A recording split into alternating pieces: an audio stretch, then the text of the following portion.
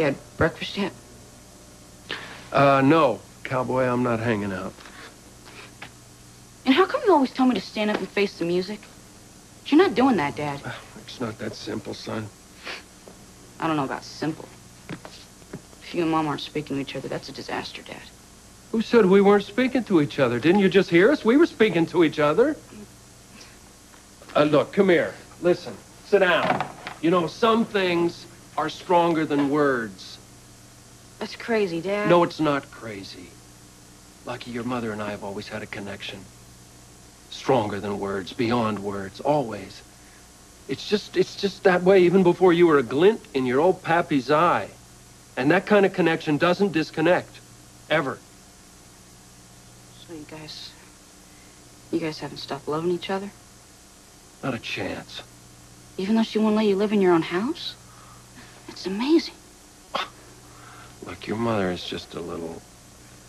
You know, like I told you, she's gun shy. She's feeling a little insecure right now. It's sort of like, I don't know, it's like a little mother bird with her brood, a robin or something, you know, and the hawks are circling around the nest, and the little father bird has got to fly off and divert them. Why are you giving me a nature lecture? I don't know. I don't know. I guess because it's true. Because, you know, nature is honest. It's inevitable. And that's what your mother and I are.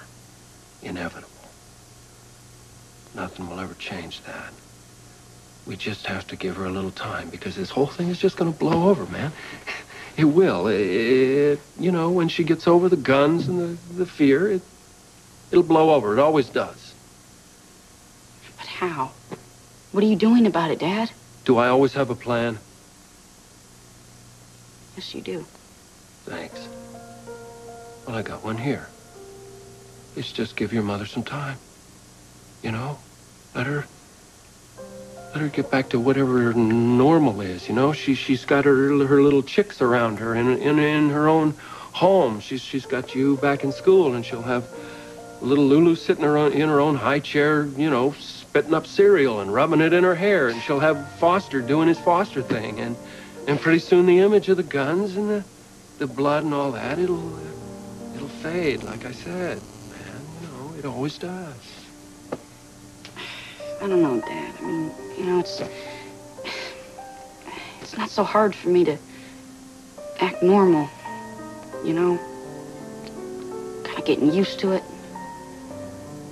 You know, and Lulu, she's pretty stable so far, but what are we gonna do about you? Me? I don't do normal, son. I never could. But I'm working on a compromise. How's that? Hey! Want to make a killing? Broadway Baby in the third. Partner, please don't mention killing if my wife is anywhere within earshot. Well, I heard things got pretty hairy around your house. Yeah, there and elsewhere. That's why I haven't been in to see you. Hey, that's okay. Nurse Amy told me about all the hours you logged in ICU while I was out of it. I appreciate the vigil. And I'm glad to skip the wake. Me too, partner. But then they always say an old bird is tough to pluck. I brought you some ice cream. Would you prefer flowers? No, ice cream's great. I'll open it for you. No, I got it, thanks. Oh. So, I missed all the action holed up in here. Brenda said there were bullets flying everywhere. Sonny's okay, and, you okay? A little personal fallout, but it's my wife. She's having a severe shell shock reaction, but you can't really blame her. It was intense. She had to blow one of them away. He was about to waste me. Well, she made the right choice. It was a choice she shouldn't have had to make, Mike. And it's not sitting well with her. No, it ain't. boy, what did you hear? Oh, Justus, good boy, good boy. Hi. Hey. Come on in. I feel like I should give you the door prize. I'm sorry? You're the first person to come through the door since last night. Oh, well, that's some guard dog you've got there. Thank heavens. Good boy. Well, you'd be happy to know that the cops are on the job outside. If the guy hadn't recognized me, they wouldn't let me in. Fine way to live, isn't it? From what I understand, we could have been burying one or all of you. Granny Mae brought me up to date. Good, because I don't think I could tell it again. Leslie's down for a nap, and I made some tea for myself. Would you like some? Listen, before you start doing things for me, I want you to tell me what I can do for you and Luke.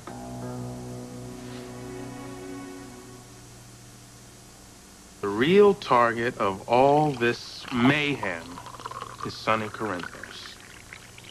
Well, I mean, if it's retaliation for Joe Scully's death, Sonny did pull the trigger. I mean, Luke was there. You know, that Corinthos, I always did get sense that he was on the defensive somehow. Luke had that same look in his eye when I first met him. I guess maybe that's why I feel like I understand Sonny so well, even though I really don't know that much about him. What do you know about him? Well, according to Sonny, he's turned himself around by investing in L&B Records in Luke's place, and this Joe Scully thing is just a piece of his past. It's coming back to haunt him. And I guess Luke trusts him. Luke has his own code. I mean, he'll look the other way at things that would probably make a crooked lawyer cringe. And then, on the other hand, he'll not forgive someone for something that, most people would just shrug off. The man marches to his own drummer, and you think Corinthos has the same beat. Yeah, I guess that's sort of a good way of putting it. I mean, Luke has always been, attracted to people who sort of flirt with danger. People who need it. I didn't need it, but we did have some wonderful adventures together. I wanted to share everything with him, and I did. But some part of me has changed now. Maybe it's because of the children, but I guess that's where the problem is. Laura, you've lived life on the edge for a long time. Yep, I've got 2 kids to show for it. And they have a right to grow up without the constant threat of violence and death. Luke loves those kids. Yes, he loves them. He loves me. If he could change, he would, but he can't. And if he did, he wouldn't be the man I love.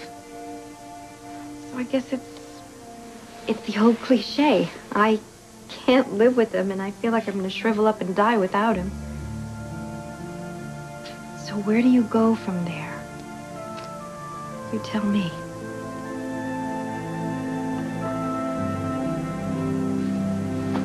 Well, my money's on you working it out with your wife.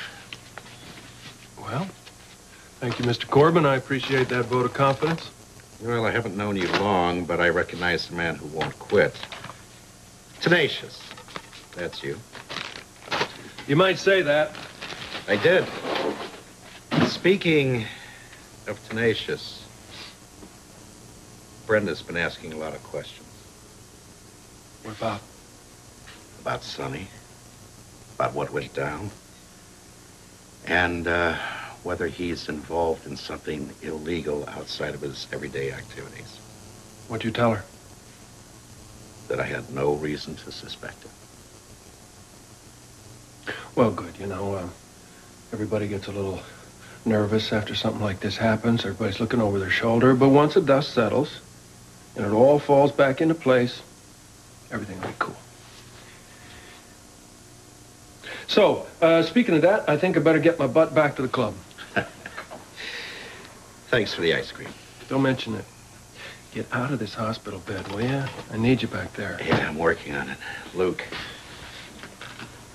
for what it's worth, a long time ago, I made a choice between my way of life and my family.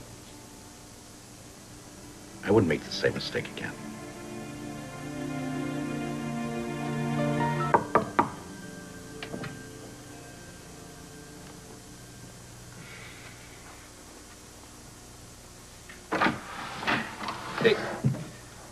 Stone, you're back. Yeah, since last night. Sonny said you were hit. Oh, yeah, well, it was superficial. You're okay? Oh, yeah. Got a good war story out of it. Well, there are a couple of pages missing, partner. What does that mean? Why did you run? Don't you trust us to cover you?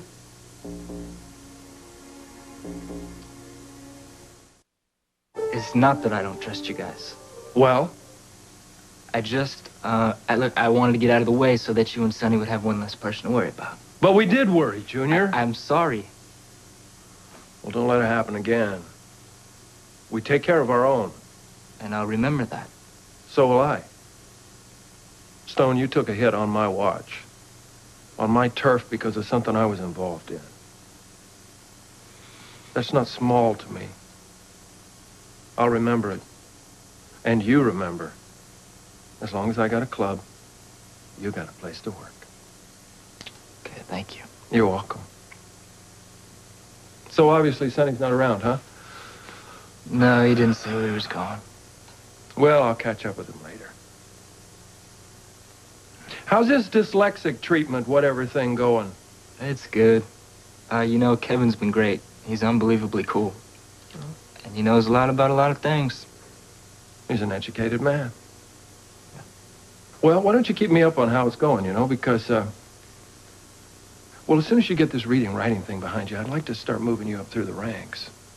I mean, you play your cards right, and maybe work the old guilt weapon at me every now and then, and you just might be manager of my club. I would never guilt trip you. It's humor, Junior. It's, lame. Look, I'm sorry. I'm just really tired. You're under the weather again, huh? Yeah. Well, you get well. Kick back, get some rest. Take care of yourself. I'd like to see you downstairs making me some money. All right, tell Sonny I'm looking for him. Will do. Hey, Junior. Welcome back.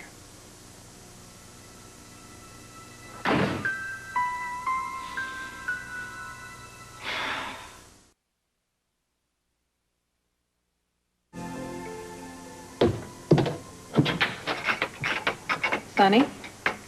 If you're gonna shut the door in my face, I wouldn't blame you. No. Come in.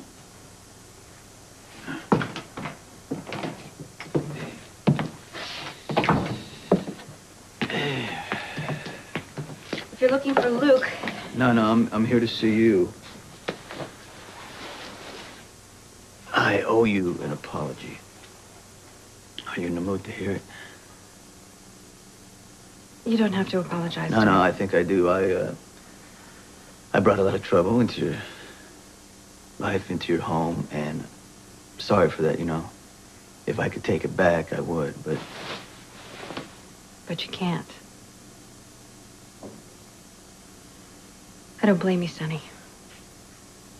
I don't blame Luke either. What happened was inevitable in some kind of appalling way. Yeah, but I made a promise to you that I'd protect you. And you tried. All of our casualties are emotional. That is unfortunate, but at least the people I love are all still standing. I'm very grateful for that.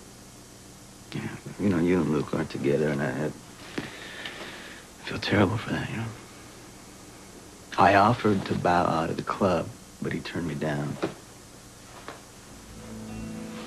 I know. I still could, Sonny, believe me, if I thought it would make a difference, I'd take you up on it. But this goes way beyond his choice in business partners. I mean that, this is about who he is. This is about who he has to be. And knowing that, how I'm going to take care of my children.